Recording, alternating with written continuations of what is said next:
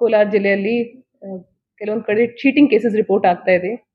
ಇದರಲ್ಲಿ ಕೆಲವೊಂದು ಎಂಟರ್ಪ್ರೈಸಸ್ ಜನರಿಗೆ ಏನು ಪ್ರಾಮಿಸ್ ಮಾಡ್ತಾರೆ, ನಮಗೆ ನಿಮ್ಮದು ಹಣವನ್ನು ಬೇಗ ಡಬಲ್ ಮಾಡ್ಕೊಡ್ತೀವಿ, ಟ್ರಿಪಲ್ ಟೈಮ್ಸ್ ಮಾಡ್ಕೊಡ್ತೀವಿ. ಮತ್ತೆ ಅದೇ ಆಸೆ ಪಟ್ಟಲ್ಲಿ ಇವರು ಕಸ್ಟಮರ್ಸ್ ಕೂಡ ಅವರಿಗೆ ಬೇಗ ಬೇಗ 1 ಲಕ್ಷ 2 ಲಕ್ಷ ಈ ಥರ ರೂಪಾಯಿ ಕೊಡ್ತಾರೆ. ಸರಿಯಾಗಿ ವೆರಿಫೈನು ಮಾಡಿಲ್ಲ, ಕಂಪ್ನಿ ರಿಜಿಸ್ಟರ್ಡ್ ಇದೆ ಇಲ್ವಾ, ಮತ್ತೆ ಅವರ ಓನರ್ಸ್ ಯಾರು ಅವರ ಬಗ್ಗೆ ಒಂಚೂರು ವೆರಿಫೈ ಮಾಡಲ್ಲ. ಸುಮ್ಮನೆ ನಂಬಿಕೆ ಮೇಲೆ ಅವರಿಗೆ ದುಡ್ಡು ಕೊಡ್ತಾರೆ, ಅವರು ಡಿಪಾಸಿಟ್ ಮಾಡ್ಕೊಂಡು ಸ್ವಲ್ಪ ದಿವಸ ಅವರಿಗೆ ರಿಟರ್ನ್ ಕೊಡ್ತಾರೆ. ಅದಾದ ನಂತರ ಅವರು ಒಂದೇ ಎಲ್ಲ ಎಂಟರ್ಪ್ರೈಸ್ ಎಲ್ಲ ಕ್ಲೋಸ್ ಮಾಡಿಕೊಂಡು ತಪ್ಸ್ಕೊಂಡು ಹೋಗ್ತಾರೆ. ಅವಾಗ ಜನರಿಗೆ ಗೊತ್ತಾಗೋದು ಈ ತರ ಮೋಸ ಆಗಿದೆ.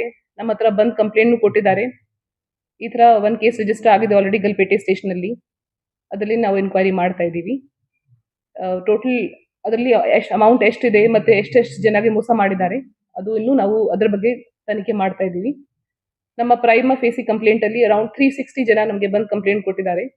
ಟೋಟಲ್ ಅಮೌಂಟ್ ಬಂದ್ಬಿಟ್ಟು ಅರೌಂಡ್ 6 crore ಇದೆ ಅದರಲ್ಲಿ. ಹೌದು, ನಾವು ಸಾಕಷ್ಟು ಅವೇರ್ನೆಸ್ ಕಾರ್ಯಕ್ರಮನೂ ಮಾಡ್ತಾ ಇದ್ದೀವಿ, ಹೇಳ್ತಾ ಇದ್ದೀವಿ.